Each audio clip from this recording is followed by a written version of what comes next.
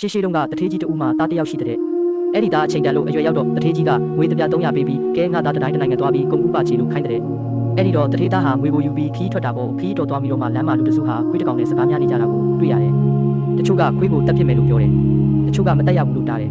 တနာကျင်တာစိတ်ရှိတဲ့တထေးသားကတော့ကဲပြခင်ဗျားတို့စကားများမနေကြပါနဲ့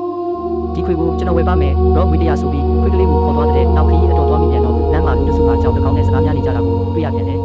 တချို့ကကြောင်ကိုတက်ပစ်မယ်လို့ပြောတယ်တချို့ကမတက်ရဘူးလို့တားတယ်တနာကျင်တာစိတ်ရှိတဲ့တထေးသားကတော့ကဲပြခင်ဗျားတို့စကားများမနေကြပါနဲ့ဒီကြောင်ကိုကျွန်တော်ဝယ်ပါမယ်တော့ငွေ100ဆိုပြီးကြောင်ကလေးကိုခေါ်သွားတဲ့နောက်ခီးတော်သွားပြီးပြန်တော့လမ်းမှာလူတစုဟာငွေတစ်ကောင်နဲ့စကားများနေကြတာကိုတွေ့ရပြန်တယ်တချို့ကငွေကိုတက်ပစ်မယ်လို့ပြောတယ်တချို့ကမတက်ရဘူးလို့တားတယ်တနာကျင်တာစိတ်ရှိတဲ့တထေးသားကတော့ကဲပြခင်ဗျားတို့စကားများမနေကြပါနဲ့ဒီငွေကိုကျွန်တော်ဝယ်ပါမယ်တော့ငွေ100ဆိုပြီးငွေကလေးကိုခေါ်သွားတဲ့တထေးကြီးပေးလိုက်တာကငွေ300ခွေးကိုဝယ်တော့ငွေ100ကြောင်ကိုဝယ်တော့ငွေ100ငွေကိုဝယ်တော့ငွေ100အဲ့ဒီတော့သူ့အိတ်ထဲမှာငွေပလာဖြစ်တာပေါ့ဒါကြောင့်တထေးသားလည်းတတိုင်းတနိုင်ငံကိုခီးဆက်မသွားတော့မိဘအိမ်ကိုပြန်တာပေါ့လေအိမ်ကိုရောက်လို့အဖြစ်ပြက်တွေကိုပြန်ပြောပြတော့တထေးကြီးကဆိုတာပေါ့ကဲမင်းဒီလောက်မိုက်တဲ့အကောင်ငါအိမ်ပေါ်မှာမနေနဲ့နွားယုံထဲမှာသွားနေလို့နှင်ချလိုက်ပါလေရောတထေးသားလည်းခွေးကလေးကြောင်ကလေးမွေကလေးကိုခေါ်ပြီးနွားယုံထဲသွားနေတာပေါ့သူ့အိမ်ယာကကောက်ရိုးပုံသူ့အိတ်ဖို့အိတ်ဖက်တွေကခွေးရဲ့ကြောင်ရဲ့မွေရဲ့အဲ့ဒီတတဝါတွေကသူ့ကိုအင်မတန်ချစ်ကြတဲ့အိတ်တဲ့ခါဆိုရင်ခွေးကလေးကခေါင်းရင်းကအိတ်တဲ့ကြောင်ကလေးကခြေရင်းကအိတ်တဲ့မွေကလေးကရှင်ပြီးအိတ်တဲ့တနေ့ကျတော့သူတို့တွေစကားဆက်ပြီးပြောကြရင်မွေကလေးကသူ့တခင်တထေးသားကိုပြောတဲ့တခင်ကျွန်တော်ဟာမွေမင်းကြီးနာဂရာဇာရဲ့သားဖြစ်ပါတယ်တနေ့တော့ခါကျွန်တော်လူဖြီကိုလာတော့လူစုကဝိုင်းဖန်ပြီးတက်တော့မယ်လုပ်နေခိုင်းကံကောင်းထောက်မလို့တခင်ကကယ်ဆယ်လိုက်တဲ့အတွက်ကျွန်တော်အသက်ချမ်းသာရပါတယ်ကျွန်တော်မှာမိမွေရဲ့အသက်သမွေရဲ့အသက်မရှိပါဘူးတခင်ကယ်တဲ့အသက်ပဲရှိပါတယ်တခင်ကျေးဇူးကိုကျွန်တော်ဆက်ချင်ပါတယ်ကျွန်တော်ဖခင်နာဂရာဇာကြီးကလည်းတခင်ကိုအင်မတန်ကျေးဇူးတင်ပါပဲလို့ပြောတဲ့ဒီတော့တထေးသားကနာဂရာဇာကြီးဘယ်မှာနေတယ်လဲကြုတ်လဲတွေ့နိုင်ရင်တွေ့ကြပါလေလို့ပြောတဲ့ဒီတော့မွေကလေးကဆက်ပြီးပြောတယ်ဟောဟိုကတောင်ညိုညိုကြီးကိုမြင်ပါသလားတခင်အဲ့ဒီတောင်ညိုညိုကြီးရဲ့ခြေရင်းမှာနက်ရည်တွင်နက်ရည်ထွက်တစ်ခုရှိပါတယ်အဲ့ဒီနက်ရည်တွင်နက်ရည်ထွက်တဲ့ကိုမုတ်ဆင်းလိုက်ရင်ကျွန်တော်တို့တိုင်းပြည်ကိုရောက်တာပါပဲတခင်လိုက်မယ်ဆိုရင်ကျွန်တော်ခေါ်သွားပါမယ်ကျွန်တော်ဖခင်ဝေမင်းကကျေးဇူးဆက်မှာတော့အမှန်ပါပဲ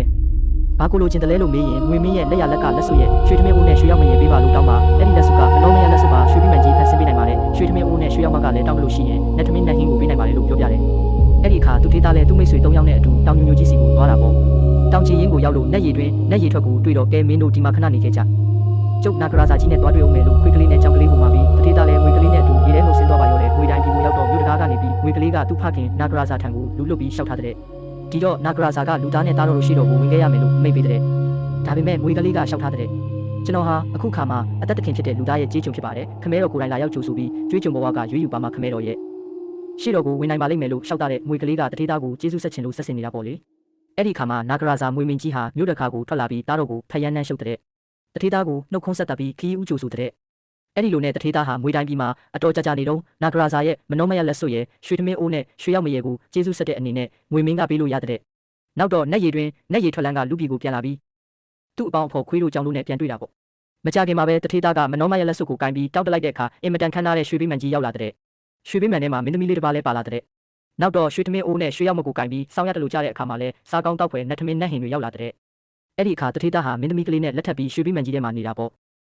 တနေ့ကျတော့မင်းသမီးလေးဟာဆန်တော်ရှင်းရင်းနဲ့ကျွတ်ထွက်လာတဲ့ရွှေစပင်ကလေးတွေကိုကြည်တောက်တစ်ခုမှတုပ်ပြီးမြစ်ထဲပစ်လိုက်တဲ့ကြည်တောက်ကလေးလည်းမြင့်ညာကနေပြီးမြစ်ကြောကိုပေါ်လောနဲ့မျောသွားတာပေါ့